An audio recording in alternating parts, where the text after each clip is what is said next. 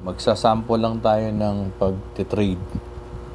Although na wala pa akong nakikitang malinaw na trade dito, sample lang ito.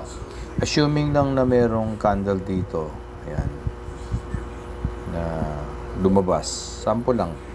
Let's say may lumabas dyan, tapos may buntot. Nakita nyo dun sa may trend line. Kasi yung trend line natin ngayon ang lumalabas sa support. So, basta yung body nasa ibabaw ng trend line, tapos may buntot sa ilalim, nire-reject ng buyer yung seller. Ibig sabihin, ayaw ng buyer na bumaba yung price. So, let's say na yan ang nakita natin. Ang bias natin dyan is buy o tataas. Mag-execute tayo halimbawa ng buy. Punta kayo sa trade. Yan, punta kayo sa trade. Pindutin nyo yung trade. Yan. So, this is a demo account. Yan, demo account lang yan. So, kung may mapapansin kayo sa taas, ayun, yung nasa taas na yun. Yan.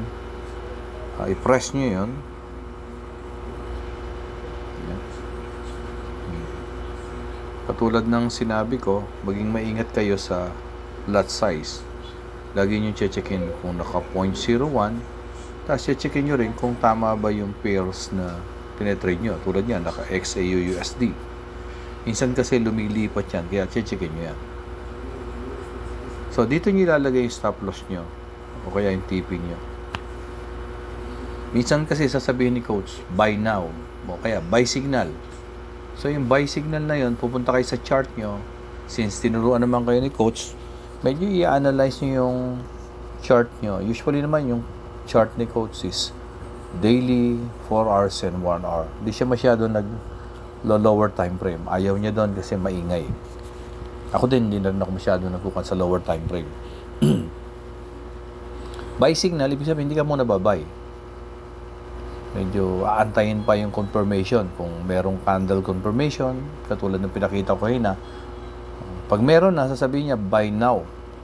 Pag sinabi niya, buy now, o ayun, pindutin nyo na to, makikita nyo yung lot size, pairs, tapos sa baba, may makikita kayong buy and sell.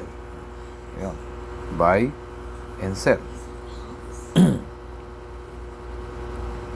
So, since ang bias natin ay buy, pipindutin natin buy. Pagkatapos nating ma-check, again, pagkatapos nating ma-check yung tamang pairs, tamang lot size, pipindutin na natin yung buy. Pindutin na natin buy. Ayan. Yun. Nadidinig nyo yung tunog na yun. Tak! Sabi niya. So, ayan. Makikita nyo, lagi naman, pag kababayan nyo lang, laging negative yan. Because of the spread. Yung spread ng broker. So, then, balik kayo ngayon punta kayo sa chart pagka nakakano kayo. Kasi, bakit? Pindutin nyo ng matagal. Ayan. Pindutin nyo ng matagal ito. Fresh nyo ng matagal. Lalabas yung yan, pindutin. Lalabas yung close. Lalabas yung close. Modify, new order, chart. Yan. Kung mapapansin nyo, wala siyang walang stop loss. Wala ring TP. So, delikado yan. Kasi, halimbawa, nawala na internet, wala kayo stop loss. Tapos, malaki pa yung lot size nyo. Mawa-wipe out yung inyong account. Kaya, delikado yan. Kaya, kailangan, pag sinabi ni coach na buy now, since nag-aaral naman tayo, medyo dapat may idea na tayo saan natin ilalagay yung stop loss natin at TP natin. So, saan nga ba? Ito yun. Nga. Para mawala yan, pindutin nyo lang uli yung pairs, tapos punta na kayo ng chart. Ayan. Kaya MT5 yung pinakakuan ko sa inyo. So, ayun, makikita nyo. Ayun, no? Ayun, buy. The reason kung bakit MT5 is, pag pinindot nyo yung Yun mismong yung line na yan, pag pinindot nyo yan, yung line na yan, pag pinindot nyo mismo yon ng matagal, may lalabas. Ayan, ayun. Close, kung gusto nyo i-close yung trade na to. Stop loss, kung gusto nyo maglagay ng stop loss. TP, kung gusto nyo maglagay ng TP. Pindutin muna natin yung stop loss. Ayan. Yan. So, saan nyo ilalagay yung stop loss na yan? Diba? Ako, ilalagay ko yan. Diba kanina meron tayong yung yellow. Pwede natin ilagay doon kasi iniisip natin, yun yung pinakamataas na pwede akong magkamali doon sa trade na to. Saan naman ako maglalagay ng TP? Pindutin nyo ngayon yung TP. Sorry. Pindutin nyo yung TP. Ayan. Ayan. I-drag nyo, papunta naman. Ito. Ayan. Sorry. Buy pala tayo. Buy tayo. Ayun, buy nga pala tayo. Ayan.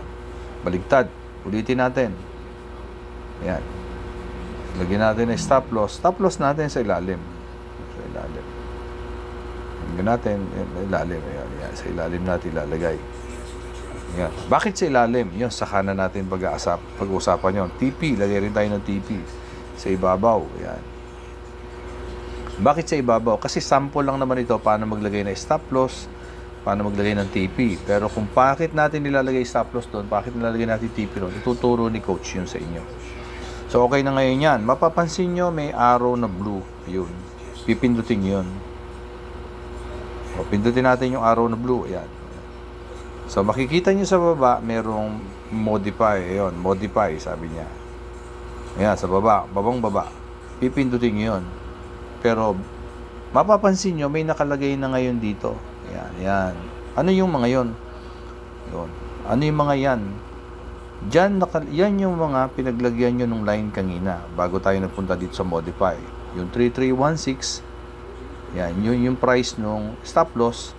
3367, yan naman yung price nung take profit. So, modify na natin. Ayan, modify. Yun. Yan. So, ayun, makikita nyo ngayon, meron ng stop loss, meron ng take profit. So, matulog man kayo, magkamali man kayo, yung stop loss is kusang mag-i-stop kung talo ka. Yung take profit naman, kusa niyang iti-take yung profit mo pag tama ka. Kahit natutulog ka, kahit mawalan ka ng internet. So, hindi ka nagwo-worry na mauubos yung capital mo. Yun yung importance of stop loss and take profit. Yun naman ang kagandahan ng MT5. Kasi sa MT5, hindi mo mailalagay ito. Madaming proseso bago mailagay yon. Ito yung kagandahan ng MT5. Kaya sa team natin, MT5 ang pinagamit ko. So, balikan natin ngayon yung trade sa baba. Pindutin natin trade sa baba. Ayan. So, pag pinindot nyo matagal yung pairs ng buy, ayan, makikita nyo, meron na ngayong stop loss, meron na ngayong take profit. So, pwede na kayo, kung nagwo-work kayo, at maganda naman yung pagkaka-chart nyo, talagang confident kayo, pwede nyo na iwanan.